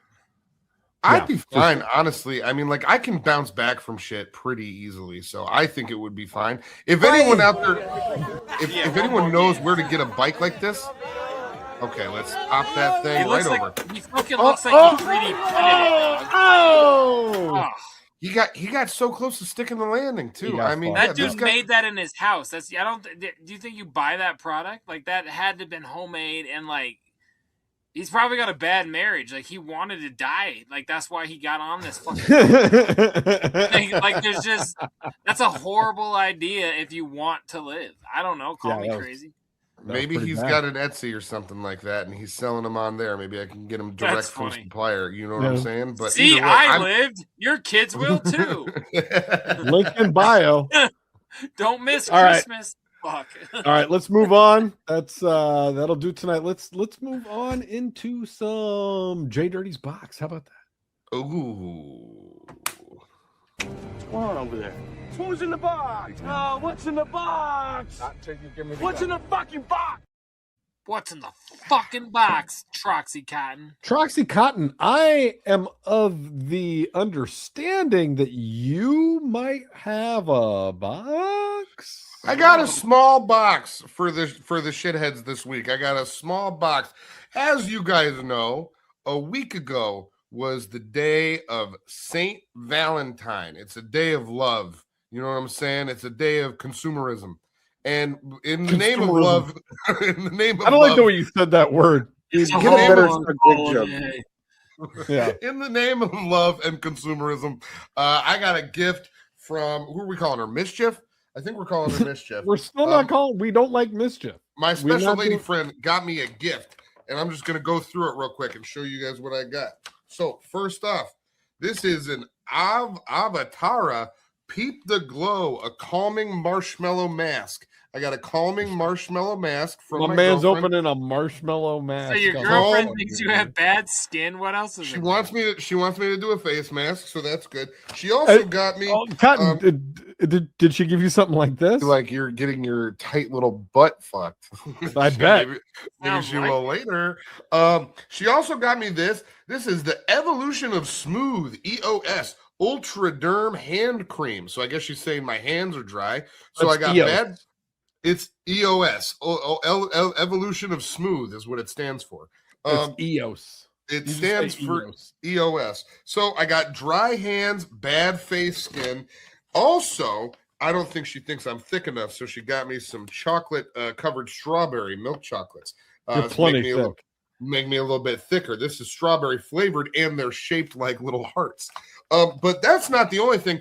I now am joining the club that you guys have been in for quite some time, and that's the Vinyl Club, because she went and picked me up a copy of the J. Cole album, Forest Hills Drive.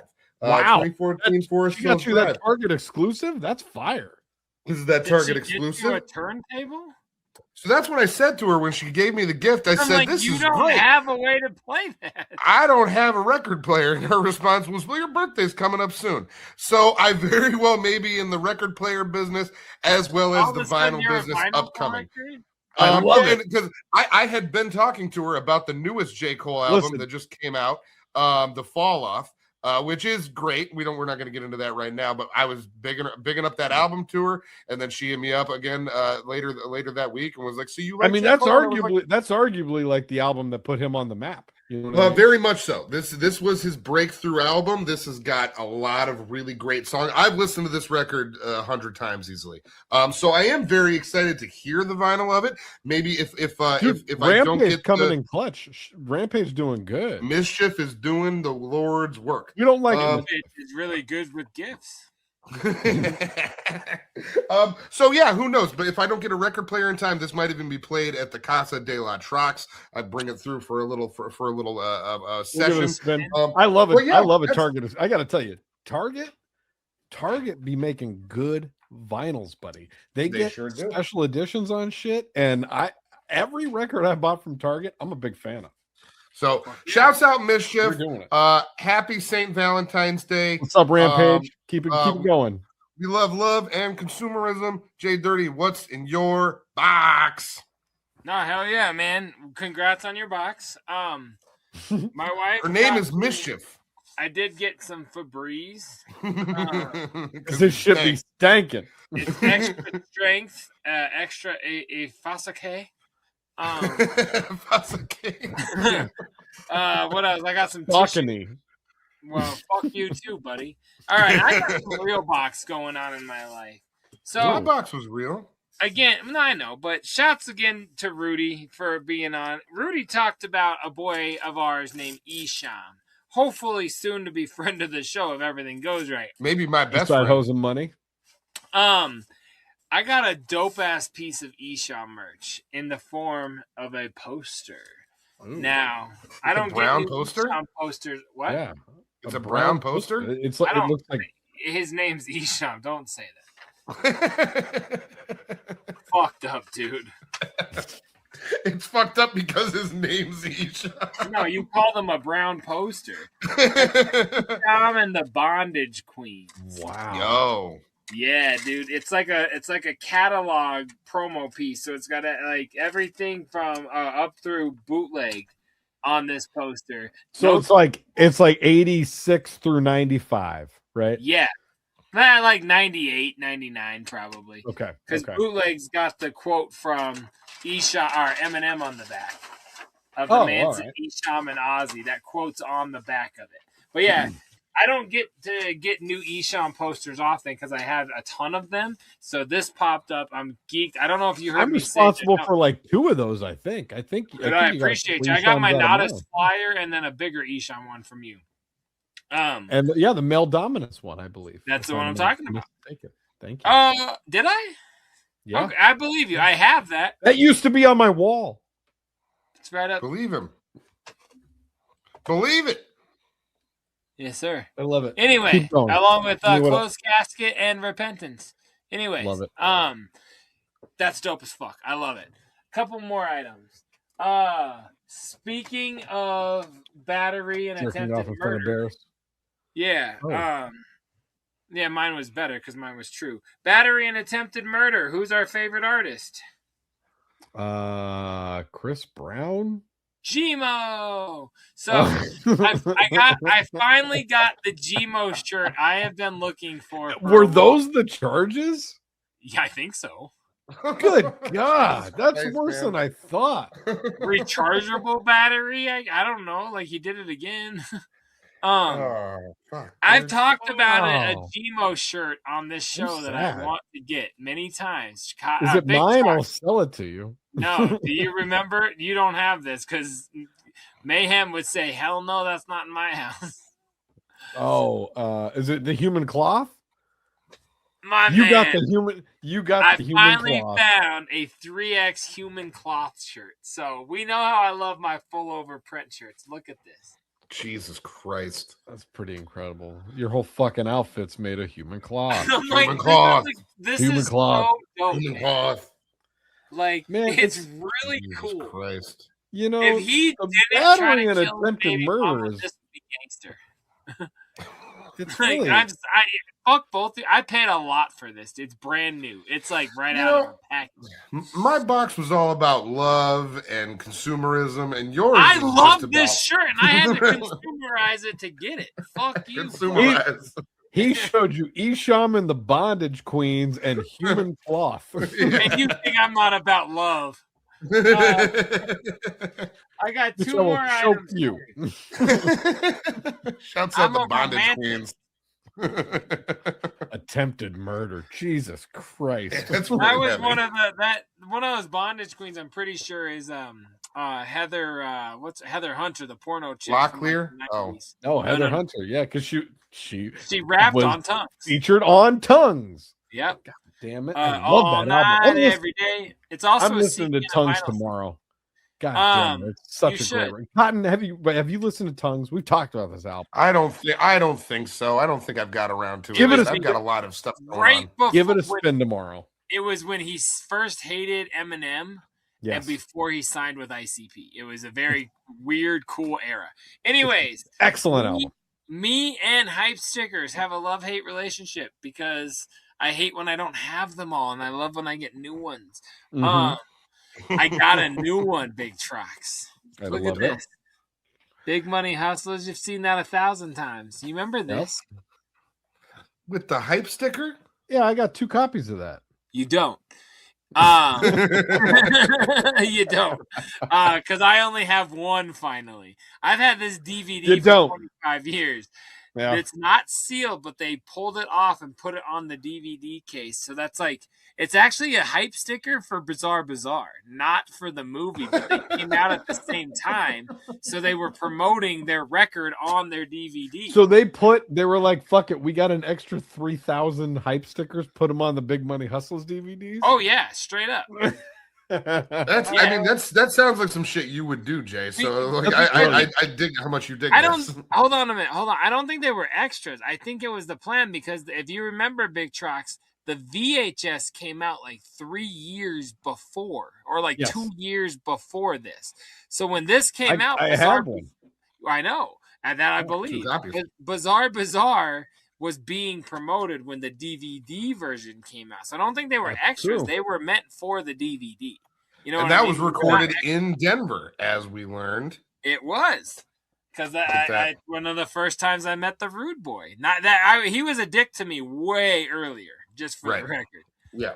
way back in the day. But another, so that's open with the hype sticker. I got one more sealed hype sticker that I've also been looking for a long time. I know I say that all the time, but the merch game never ends. Leave the room. I turned around. Oh my God! A Carnival Christmas a single. CD single saying available on Forgotten Freshness. This hype sticker is very hard to find. I put the ISO out. A guy he responded and wanted a lot more than I was willing to pay, but I also paid a lot more than I was hoping to pay. Those numbers all stay secretive and in closed messages, but you could have bought your family dinner. How do you even know these things exist is what I don't understand. Like, how do you find out? Oh, there was a hype sticker that was on 100 copies of this. Like, how does that information come about?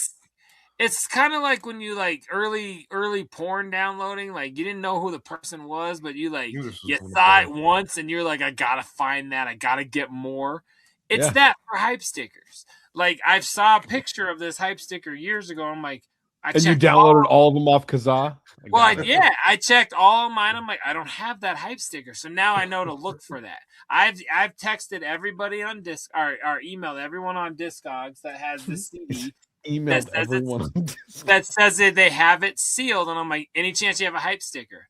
I've done that for Cottonmouth Kings. I'm looking for the radio edited version of High Society. I've emailed everybody that has it. You don't.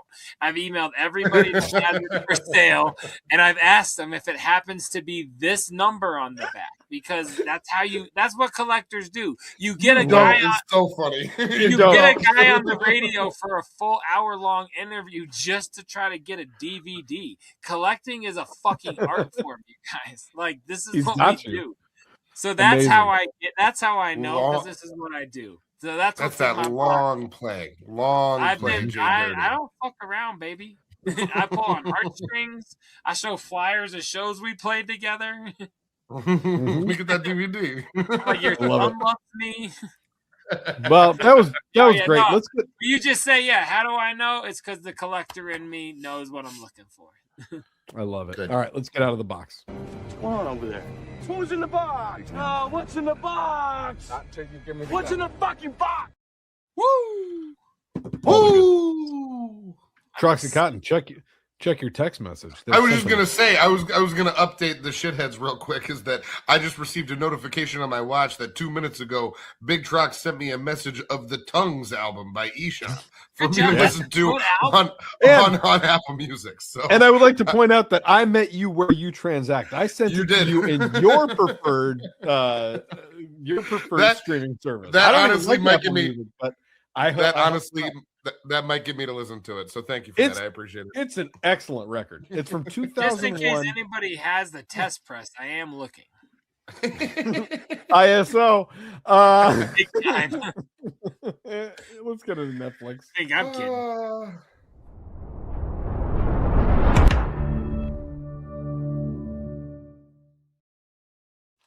Holy Christ. Cotton, what have you been watching? I didn't get a box. Let me go. Yeah, let Big Trox go. He wants to go first. He's had 2 boxes in 5 years. I didn't think you cared. Cotton's brother, what are you watching? Cotton's brother. Make that your subtitle next week. Well, I actually went because he told you. Yeah, I went back into a show that I started like probably right when we started this podcast. So I don't think I've ever talked about it on the show, and it's now been on the air for like 5 seasons, and I finally went back and started season 2. It is called Only Murders in the Building. That's nice. And it's good. It's a good show. Season 2 opened up with Michael That Rappaport. actually stars in Ozempic Jiminy Glick.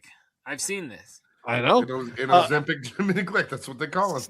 Season 2 opens up with Michael Rappaport doing a rant about Howard Stern.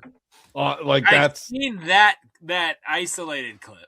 Yeah, when he's like, I love Howard Stern. I liked him more before the therapy and all the bullshit he's up to now. And doesn't he drop a Baba Booey too? Yep. Yeah, I've seen that clip.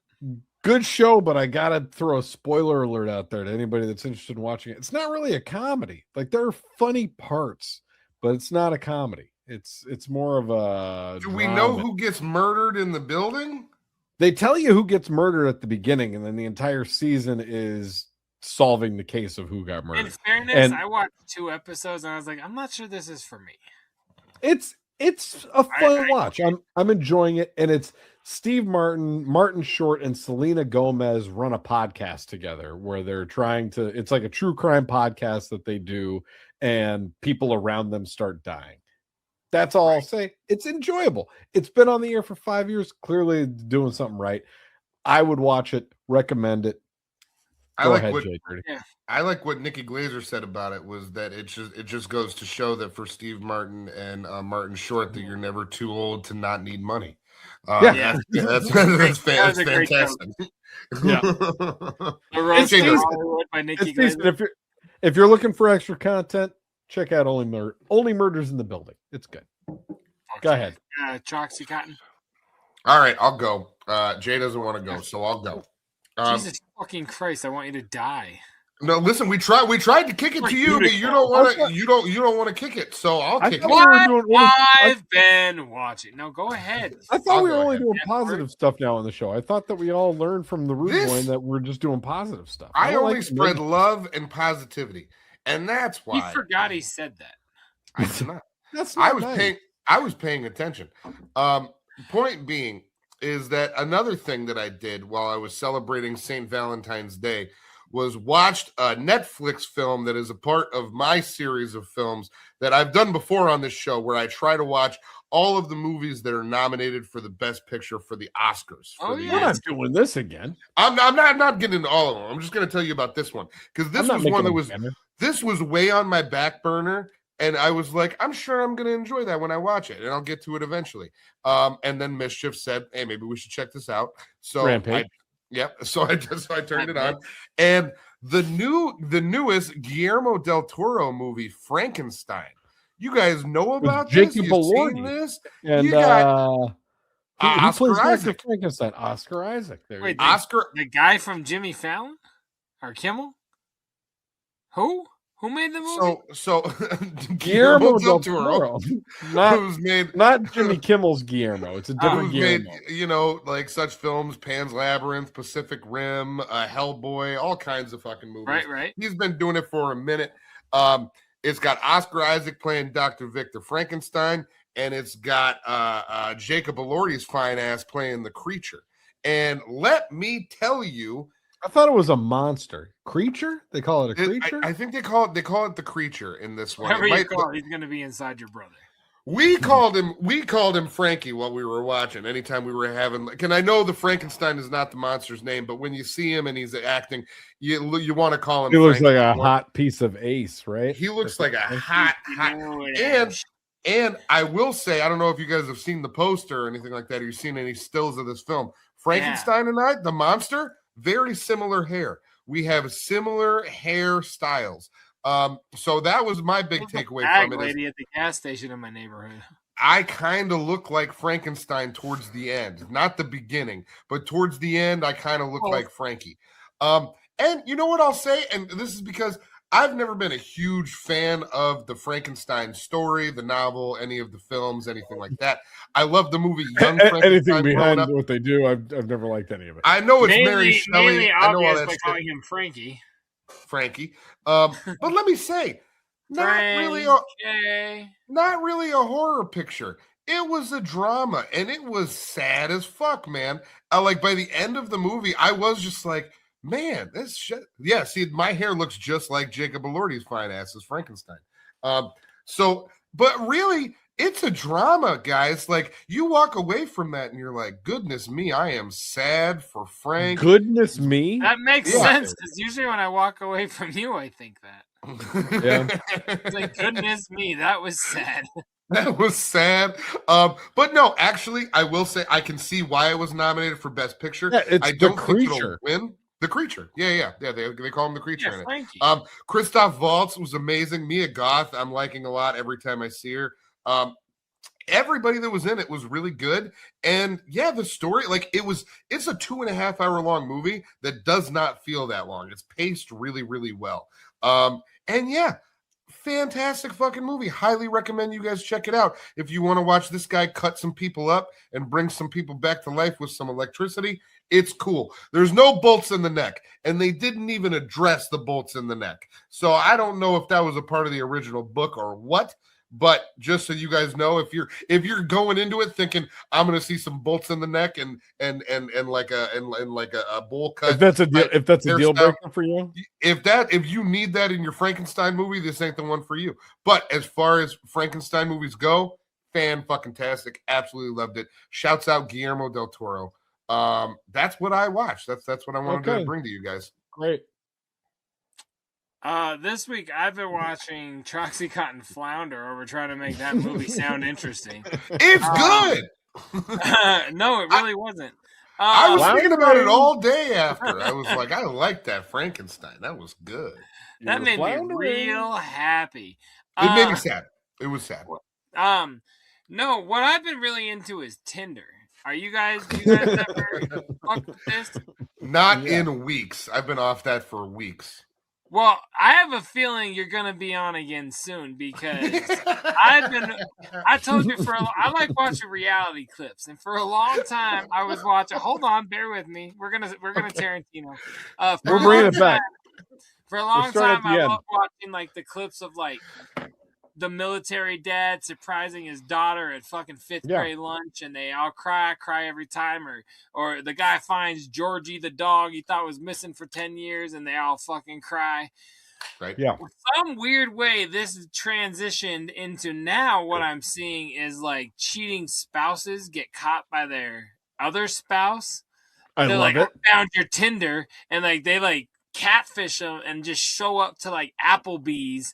Like they're like, what are you doing here? Cool. Oh, you thought I was Gary, didn't you? I have been watching them. I've watched 100 in the last week. Like there's a whole lane of this. This is like cheaters, but for Tinder. I watched one and they're nonstop. So it's so fucking fun to just I got a button for that.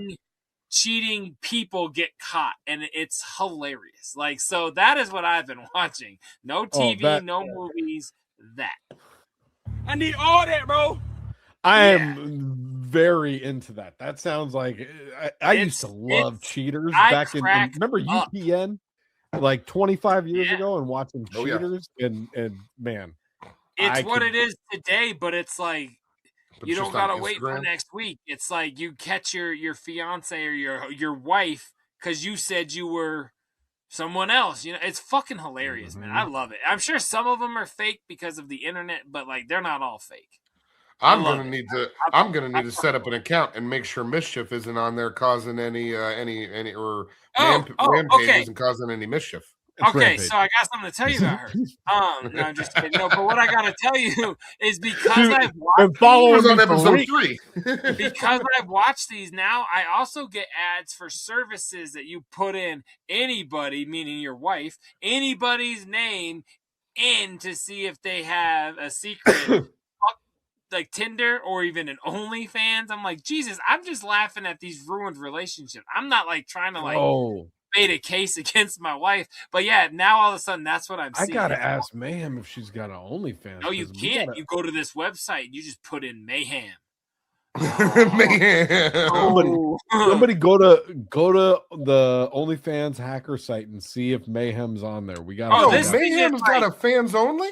This thing, I'm so glad I dropped that. Listen, I've seen her feet pics, and I'm just saying they could pull. This thing is like you can put in a picture of your coworker, and we'll let you know if there's a spicy link if you don't even know their name. Oh yeah. This is Ashley Madison in the digital era.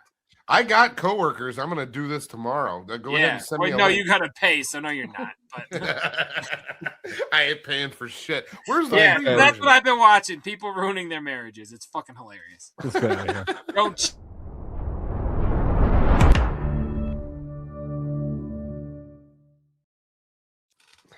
I heard don't cheat, and then it cut. Yeah, I'm serious. If you cheat, you get burned, man. You fuck with dogs, you get squeezed. if you try to cheat on JDirty, he's gonna meet you at an Applebee's and be like, "What the fuck?" You know what I'm saying? He's I am ready to go. so down by law that if that was ever the case, I would be one of these stories. Like, Oh, I bet. I can see you doing this exactly. but I do it better. I do it better. Okay, let's go down south.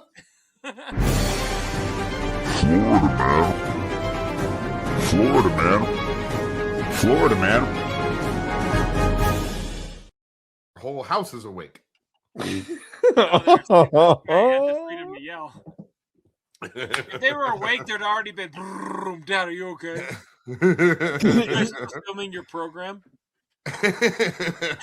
They call it a program too? I thought that was only Cotton. I think we all call it a program now.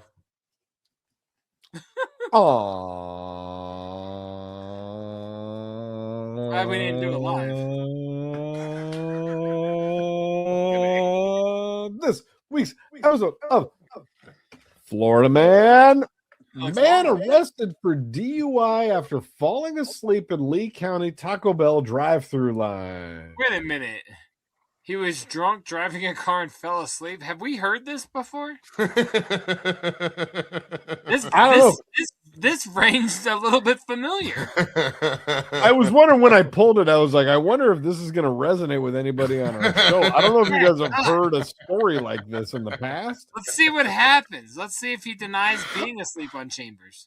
I was in the parking lot of Taco Bell. Thank you very much. Go ahead. If the parking lot was the red light.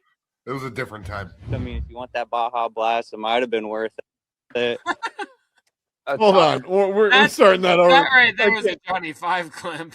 Oh, for sure. I mean, if you want that Baja Blast, it might have been worth it. A Taco Bell drive-thru turned into a DUI stop. A trooper trying to order honked his horn and hit the siren at the car in front of him. That turned into. What did you say?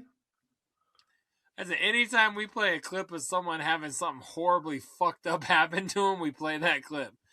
So her mother was killed in an alley fight. I mean, if you want that Baja Blast, it might have been worth it. A Taco Bell drive-thru turned into a DUI stop. A trooper trying to order honked his horn and hit the siren at the car in front of him that wouldn't move, but the driver was too Baja blasted. Gulf Coast News reporter Muhammad Abdul Kawi is on Pinhill Griffin Parkway with the late night order. He was very happy about that joke. He was. He even grimaced a little. Yeah. When you're in a drive-thru, you expect cars to move when they're done ordering. How can I help you on this beautiful day? Well, when a stereo man didn't even get to order, instead of getting a late-night meal here at this Taco Bell at the Gulf Coast Town Center, troopers say this guy was getting some sleep behind the wheel. For Taco Bell, I mean, they do have some good food. I mean, if you want that Baja Blast, I know after midnight, everything goes nuts. And the early hours of this morning were no exception. A trooper waiting in the drive-thru line noticed Evan Villano's car wasn't moving. I would have been very, very angry too. Like, I would have been so upset. A man who was at the Taco Bell shared this picture with us, showing just two cars in the line, the trooper and Villano. Sirens and air horns couldn't even get Villano's attention. Troopers say he was sleeping. Right place, right time for the cop. Guy's got to wake up and have the worst hangover possible. Villano eventually woke up, but not to a drive-thru thank you. Instead, he woke up to a trooper outside of his window, ready to take him to jail for DUI. If you're going to drink, you should get somebody else to drive or have somebody else do it. So he put himself in that situation. Yeah. Troopers say Villano's breath sample was double the legal limit. He is charged with DUI. Reporting in Lee County, I'm Muhammad Abdul-Kawi, Gulf Coast News. Great. Did he stutter over his name, or was it just hard to hear? He just said it real fast. Fuck. I just really appreciate the kid that they interviewed for that, and I really appreciate his comment about the Baja Blast. Taco Bell's real good food, man. I get it. If you want to get that Baja Blast after midnight, shit goes wild. Better be worth it. When I came down here, my uncle tongue fucked my asshole. I love Taco Bell.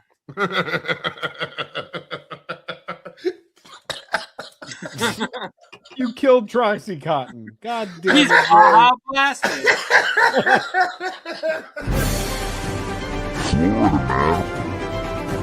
Florida man.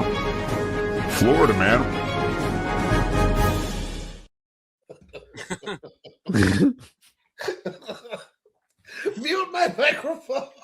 Why do I gotta mute your microphone? I'm in competition. There we go. They're even better. Jesus Christ. All right. Guys, this has been episode 270. It's been a very fun episode. I feel like we've really been doing it. You know what I mean? We've been doing it and doing it and doing it. Wow. I personally represent Queens mainly because of where I was raised. Me out in Brooklyn. And I'm from Staten Island. All right. Upstate, tri-state. Yeah, you guys, we're done. We got to go. It's been amazing. Thank you guys, the shitheads, for being here. Big shout out to the Rude Boy for being on the program tonight. We very much That was tonight?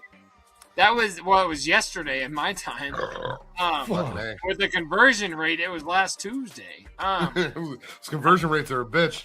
I'm telling you, guys, it has been amazing. If you're new here, please subscribe, like. We appreciate you. If you are brand new again, thank you for finding us. No matter Sorry, what, Al Gore. we appreciate you. We are sorry you found us, but we love you for it. Tell your friends, scrubhop.com. We're here every single Tuesday and Sunday. We're here to fuck with y'all. I don't want to do the rest. I got to go to bed. My dick hurts. I got to pee. It's time for Tracy's bed. tip line 303 I said no. We talked about my dick. Once you say my dick, it's time to go.